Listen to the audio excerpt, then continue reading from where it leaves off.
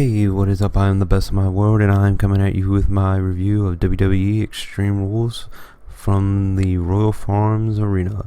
We're going to get right into it with the pre-show match of Kalisto versus Apollo Crews, with Kalisto picking up the W. And the only break-off I would have from this match is I really hope that they either have Apollo Crews embrace Titus O'Neil, and Titus O'Neil becomes like a manager kind of thing to Apollo Crews, or Apollo Crews just brushes off Titus O'Neil and goes off to do his own thing. Other than that, very good match. Very, very good match. After that, we kick off the actual pay-per-view after the fireworks, sound and show. And we start off with The Miz versus Dean Ambrose for the Intercontinental Championship. And if Dean Ambrose gets disqualified, he loses the belt. So right out of the box, Miz is trying to get Dean Ambrose disqualified. Doesn't really work per se.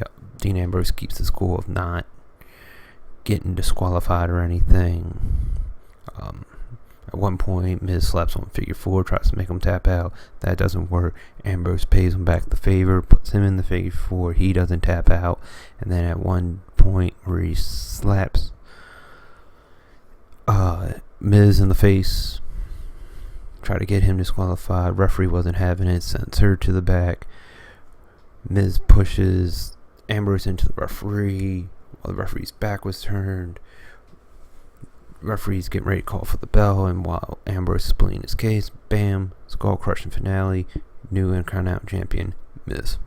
Next we have Rich Swann and Sasha Banks defeating Norm, Dar, and Alicia Fox.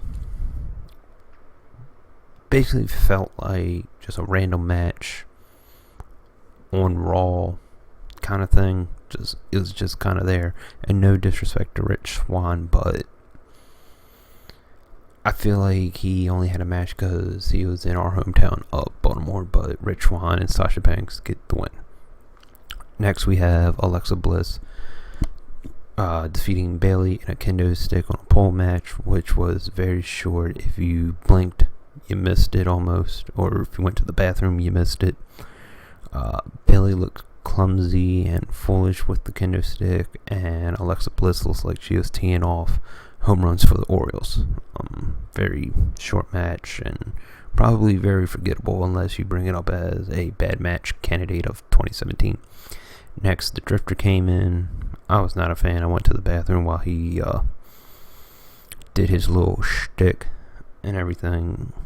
Just wasn't a fan, and luckily I came back just in time as they were lowering the steel cage for Cesaro and Sheamus versus the Hardy Boys for the Raw Tag Team Championship, in which both members of the team have to leave the cage in order to get the W. Very good back and forth up until Jeff Hardy escaped the cage and Matt Hardy became the whipping boy.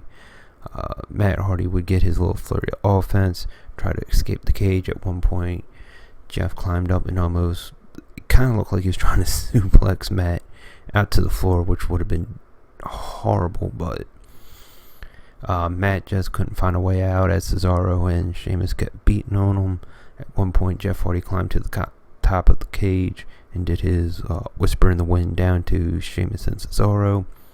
We have a quick little reset battle of Hardys are trying to go out the door, Sheamus and Cesaro are trying to climb out, and just by the skin of their teeth, Sheamus and Cesaro are your new Raw Tag Team Champions. So kudos to them.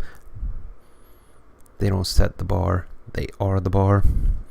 Next we have Neville versus Austin Aries. On paper it was a good match kind of thing. Like, I like both their ethics and style in the ring. Most of Baltimore was not having it. I felt like the match was just dragging on too long. I think somebody should have made it audible and somehow told the referee to be like, dude, wrap it up, take it home, whatever. I felt like that match was never going to end. And towards the conclusion, Austin Aries goes for his bottom rope suicide dive, misses because Neville sidestepped him. Neville capitalizes, throws him in the ring, hits him with the red arrow into the rings of Saturn, and Neville's still your cruiserweight champ. Then, to end the pay-per-view, we have Bray Wyatt versus Finn Balor versus Seth Rollins versus Roman Reigns versus Samoa Joe in the Fatal 5-Way Extreme Rules match to determine who is the number one contender to Brock Lesnar. Very good match. I honestly didn't have a solid pick on who was going to win this match, minus Bray Wyatt. I just didn't see Bray Wyatt being the guy. Very interesting way to start the match of Joe, Rollins, Balor, and Bray fighting outside the ring while Roman Reigns is just inside the ring doing his thing. And then one by one, Roman was knocking out each competitor, I guess trying to keep that established gimmick going of that's his yard now. And very good back and forth parts. Joe and Wyatt had a very good team up for the match. At one point, they picked up steel steps and Lily ran around the ring, just flattening Balor, Rollins, and Reigns. Of course, Reigns was getting no love, so when he got hit, everybody cheered their asses off for that. Everybody kept trying to hit spots, and at one point, I believe it was Bray Wyatt was set on the Spanish announce table.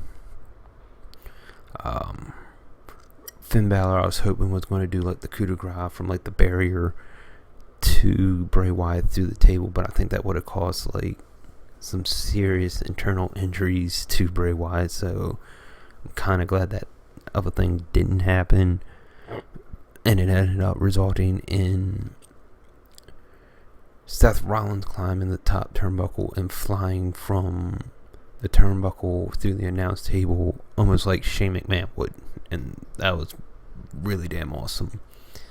Then while more fighting is going on in the ring, Roman Reigns spears Samoa Joe and Finn Balor through the barricade by the Timekeeper's area, which had the whole arena just like freaking the fuck out.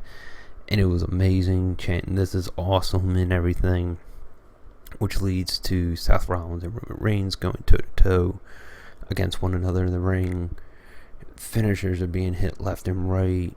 I think Bray Wyatt went to hit Sister Abigail on Rollins. That didn't work. I think he got he got speared or something, or Superman punch, one or the other.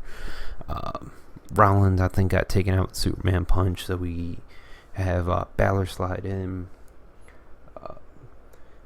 Roman Reigns is trying his best to Superman punch and spear Balor. Wasn't happening.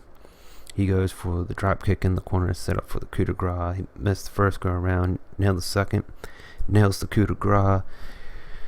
Got Roman Reigns for the 1-2. Samoa Joe comes in with the Coquina clutch, and Finn Balor passes out, and your new number one contender to Brock Lesnar's Universal title is Samoa Joe. So at the next pay-per-view, Great Balls of Fire, you have Samoa Joe versus Brock Lesnar for the Universal Championship. And what I like, and I'm pretty sure it didn't show up on camera after the event, Finn Balor was standing in the ring, and he gave everybody in the Baltimore Arena a too sweet.